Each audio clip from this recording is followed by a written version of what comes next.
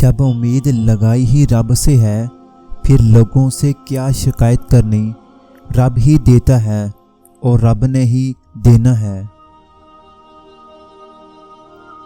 सच्चे रिश्ते, दोस्तियाँ और ताल्लुक जिताए नहीं जाते, बस निभाए जाते हैं एहसास से, मोहब्बत से, बिना किसी गर्ज के। इस उम्मीद पर जी रहे हैं या रब, तो एक दिन बुलाएगा हाज़िरी के लिए।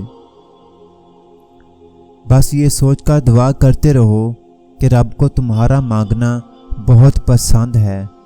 रही बात कबूलियत की, तो उसका वादा है वह ज़रूर कबूल करेगा। दुआ से अता तक दरमियानी फासला यकीन का है। जिसका यकीन रब पर जितना ज़्यादा होगा, उसको कबूलियत इतनी ही जल्दी मिलेगी।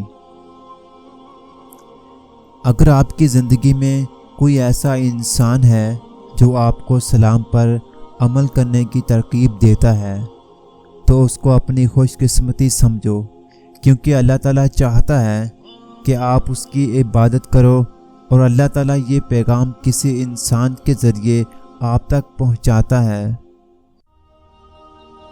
दुनिया में कोई ऐसा इंसान ज़रूर होना चाहिए जिसको आपकी कोई बात बुरी ना लगती हो और ना ही वो आप पर गुस्सा करता हो, और कभी नाराज़ होना भी चाहिए तो नाराज़ ना होता हो।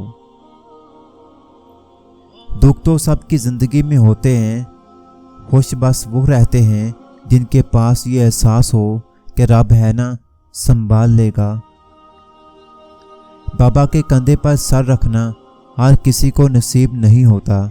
या रब सबके बाबा को लंबी ज़िंदगी अता फरमा।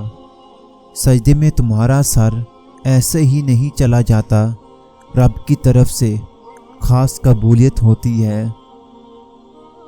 नमाज अल्लाह की तरफ से पैगाम नामा है कि मेरे बंदे मेरे आगे झुक जा और फिर बेफिक्र हो जा, तेरा रब सब संभाल लेगा।